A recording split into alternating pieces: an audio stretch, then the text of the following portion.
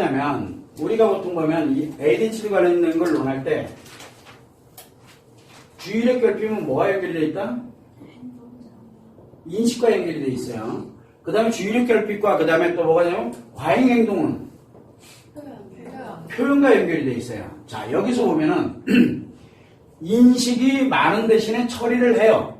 그래서 마치 분산되게 처리가 되다 보니까 문제가 많아지잖아요. 근데 여기에는 남학생, 여학생 개념을 많이 우리가 따지게 되는, 남학생과 그 다음에 여학생 개념을 이제 많이 따지게 되는데, 자, 남과 여에 관련되는데 우리가 통상적으로 관계 적응기에서는, 관계 적응기 알죠? 13세 미만의 관계 적응기에서는 남녀, 여자, 남자, 여자 차이가 극명하게 드러나질 않아요. 극명하게 드러나지 않아요.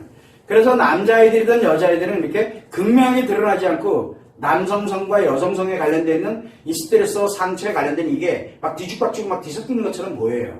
그래서 초등학교 정도 수준에서 볼 때는 남학생과 여학생의 비율이 거의 비슷해요. 물론 남자들이 훨씬 많아요. 요즘은 아이들이 점점점 더 조숙하게 발전이 돼가기 때문에. 왜? 남자 여자 구분을 언제서부터 시작해요? 유치원 때부터 엄격하게 구분을 해가지고 성교육도 아주 확실하게 시켜주고 있거든.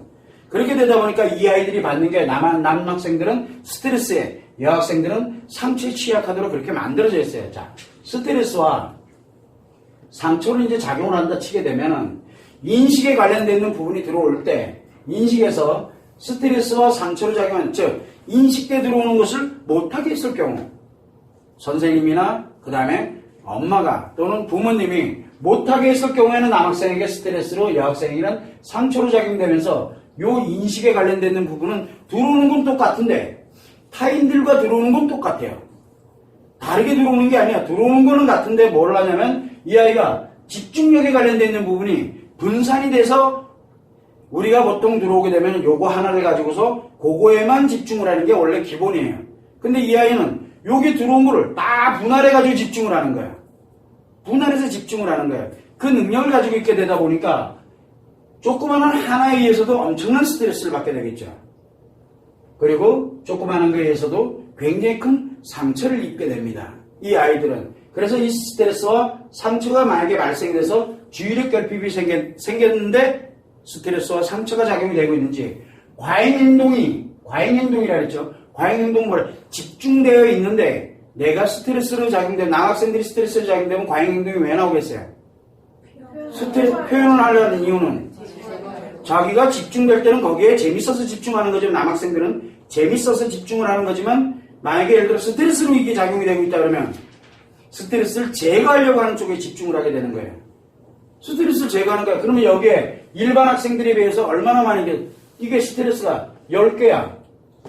그러면 과잉행동에서는 남학생들은 제거하려는 걸 10번을 해야 된다는 얘기가, 10개를 제거를 해야 된다는 얘기가 나오는 거예요.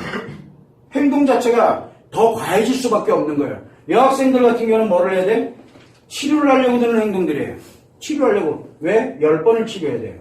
자, 이게 만들어지게 되는데 이 자체에 관련돼서 논리로 보게 되면은 주의력 결핍에 의해서 과잉행동이 나오게 되는 거니까, 그러면 이런 치료에 관련된 게 훨씬 더 세밀해져야 되겠죠. 그러면 이 남학생들을 치료하는 방법은? 지하게 냅두면요, 이상하게 금방 괜찮아져요. 지하게 냅두면 근데 뭘 난리가 나겠죠. 난장판 되고. 행동이 워낙 엉망진창일 테니까. 그래서 이 아이들 같은 경우는 그냥 좀 놔두는 게 상책이에요. 이건 놔둬야 돼요. 근데 놔두는 거에다가 플러스 또 뭐까지 해주면 좋을까? 재밌고 좋은 거. 재밌는 것에 또 놔주면서 재밌게 해주면 이놈은 금방 또 그새 또 해결하고 또 주의력 결핍 과잉행동으로 들어가고 있겠죠. 이게 과도하게 되면 통제할 필요성은 좀 있을 거예요. 약물로 통제가 됐든 뭐가 됐든 통제는 해야 되겠지만 일단 기본적인 거를 얘기를 하는 거예요.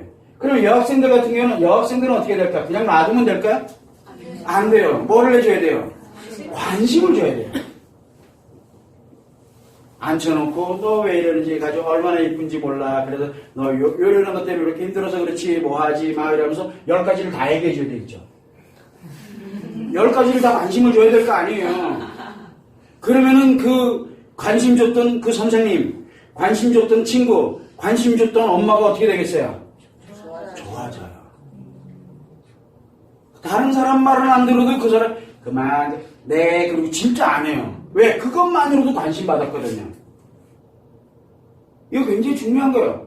남자아이들은 이거 놔두고 좋은 거 딱 하면 다른 사람들은 다 놔두고 그 선생님이 또는 그 아빠가 엄마가 가지고 한 번만 뚝 때리면 네 그리고 이내 말 잘 들어요. 그렇다고 행동 안 하는 건 아니에요. 치료법에 대한 부분을 얘기를 할 때 우리가 어떻게 가져가면서 치료를 할 것이냐가 중요한 거예요. 인위적으로 강제적으로 가면 다 스트레스고 상처가 되는 거예요. 눌러지는 거죠. 계속 표현 제대로 못하게 되고.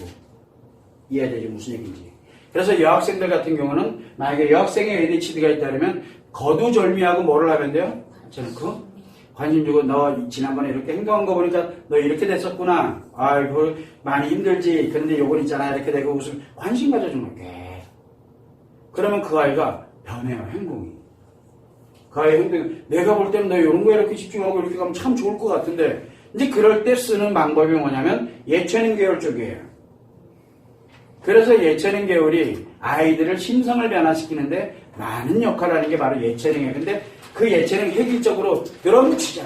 다 전체가 다 음악 이쪽으로 다 악기 다루는 쪽으로 가면 이 아이는 거기 가서도 똑같아요. 드럼 때리다가 불다가 또 여기 갔다 저기 갔다 정신 못 차려요.